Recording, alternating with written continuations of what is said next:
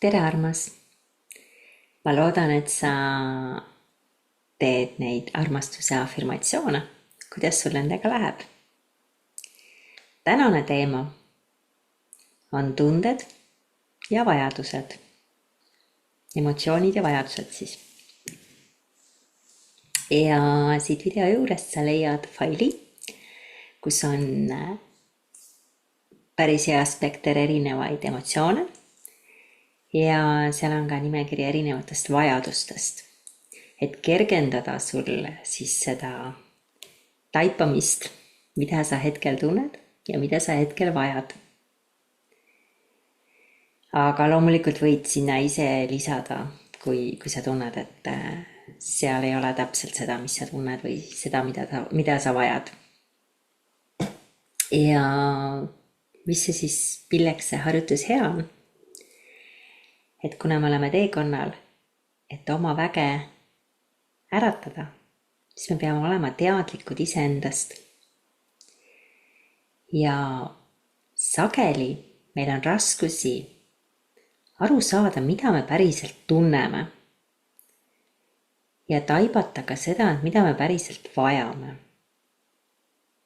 Näiteks elulised situatsioonid, kus meil on mingi konfliktsituatsioon, perekonflikt näiteks, pereliikmega, partneriga. Ja sa võib-olla tülitsed seal mingi, ma ei tea, kellegi sokkide pärast põrandal. Aga nüüd on hetk vaadata, et kas see tuum on tegelikult nendes sokkides. Et mis on sinu emotsioon ja mis on tegelikult see vajadus seal taga. Mida sa tunned, mida sa vajad. Ja selle harjutuse tegemiseks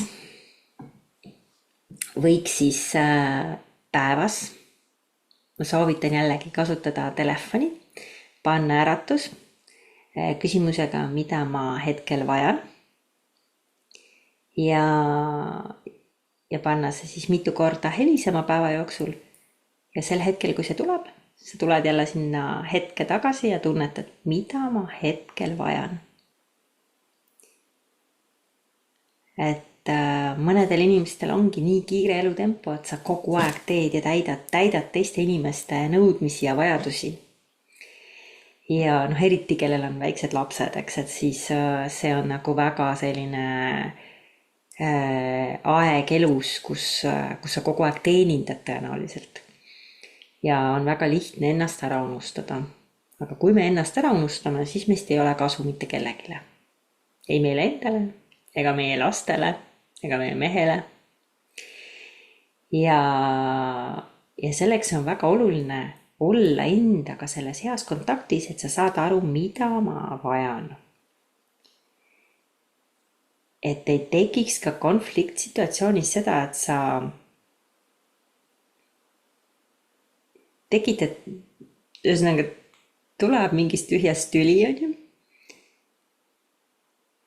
Ja sa jätad varju siis selle, jätad varju iseenda eest, mitte ainult teiste eest, iseenda eest. Et sa tegelikult ei tunne ära seda enda vajadust, mida sa tegelikult vajasid. Võib-olla sa vajasid 5 minutit vaikust, väga lihtne.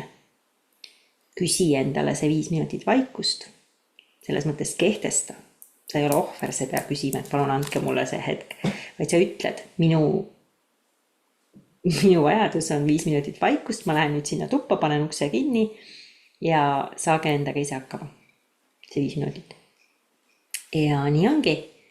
Ja kui sa õigel hetkel oskad võtta selle 5 minutit endale, siis see ülejäänud päev kulgeb palju kaunimalt, palju voolavamalt. Samuti siis need emotsioonid, et tunda oma ja osata nime anda oma emotsioonile. Et see on ka selline asi, mida jällegi me oleme lapsena õppinud, et nagu ei tohiks väga tunda. Võib-olla kõik ei ole, võib-olla mõnedel olid väga teadlikud vanemad, väga hea. Aga ma arvan, et väga suurel osal seda ei olnud, sest ka vanemad ise, eks ei ole saanud seda õpetust. Ja nii sageli ongi, et kui siis laps, ma ei tea, kukub, nutab, saab haiget, öeldakse, et ära nuta, ära tee seda, ära tee teist, ära tunne, ära karju. Ja siit me õpimegi siis sellise mehhanismi edaspidiseks eluks, et me tegelikult ei tohi oma emotsioone tunda. Ja ühel hetkel sa ei teagi, mida sa tunned ja kui sa kogu aeg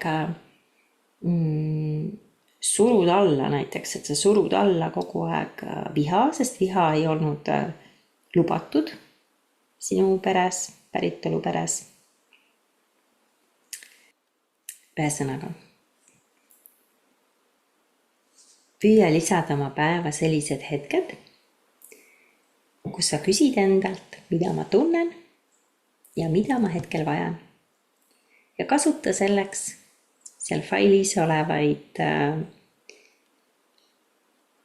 emotsioone, seal failis olevaid vajadusi abivahendina, mis lihtsustaks siis anda emotsioonidele nimed ja leida, et mida sina võiksid vajada. Need on just sellised põhivajadused. Ja kohtume juba järgmine kord.